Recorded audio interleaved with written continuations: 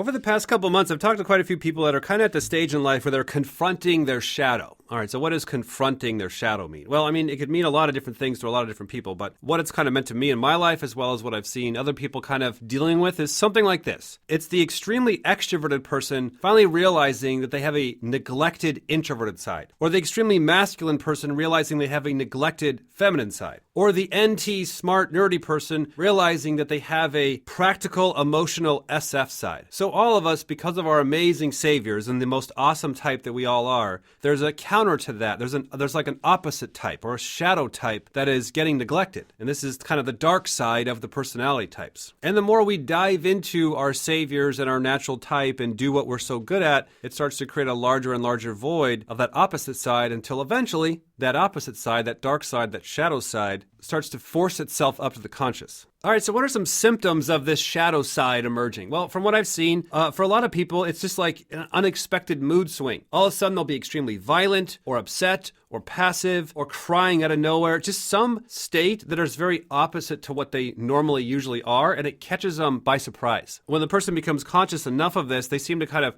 get themselves in this false dilemma that they either have to be their one side, which is kind of their savior side, which they feel like they have to commit to make everybody else happy, or they have to start to be this other side that's starting to emerge, and they feel like they have to pick one or the other. Or a lot of times it's like they're this type of person in this social situation, and then they're the other kind of person in another social situation. So for a lot of people, this seems to kind of hit them in their 30s or their 40s, where they're conscious enough to start to see that shadow side. You know, think about a kid. They're not realizing they're going into these mood swings. Because you ask them about it, they don't remember. The unconscious comes and wipes it all away, right? And then they go back to business as usual. So a lot of times, for a lot of us, it takes until we're older, start to realize these consequences of who is this other side that keeps swinging out that I was trying to push away for so long, but now I'm realizing I need that other side. I need that feminine side, that introverted side, that masculine side, that extroverted side, whatever that is, right? So the first thing that's really helped me, and I've seen help others, is just the conscious knowledge of these types and of these functions. Just knowing that whatever you're good at, there's going to be an opposite side to it. You don't got to overthink it. So the goal I found is congruency. That was the word that I kept hearing in self-growth circles, psychology circles, congruency. That is, you are the same person in a room by yourself than you are on stage in front of 1,000 people. So you're not having these violent personality mood swings like everyone else is doing. You kind of get through that. You can get to a point in your life where you really pretty much are the same person that you are at home or you are around your friends. A little bit of light, a little bit of dark, a little bit of masculine, a little bit of feminine. You're not hiding one side and only showing everybody and showing yourself the one savior side anymore. To get good at that other side is just simply putting the time in. So having a time, whether early in the morning or late at night, where for me it was late at night, where I would run down to the schoolyard and I would get in touch with my darker side, my masculine side, my fuck you side, the side that I was suppressing all these years, and just becoming familiar with that side and no longer being embarrassed by it. I saw myself, and I see a lot of other people that I've talked to, they think there's like some kind of a false choice. Either I have to be this side or this side. Either I'm this person or that person, because they're seeing them as contradictions. If you're extremely extroverted, how can I also be extremely introverted? If I'm very feminine, how can I also be extremely masculine, right?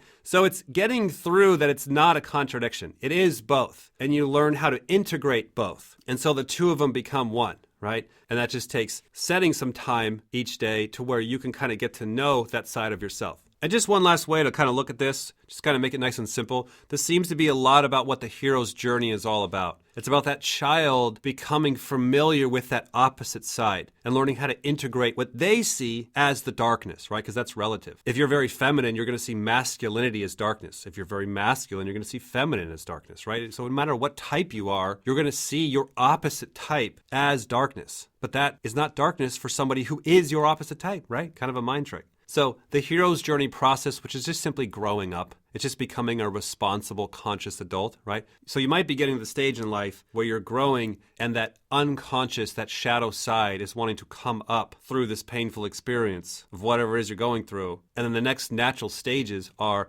accepting that side, becoming familiar with it and integrating it and going from a child that's conscious and responsible for only part of reality to this fuller, complete adult that is more conscious and more responsible for all of reality.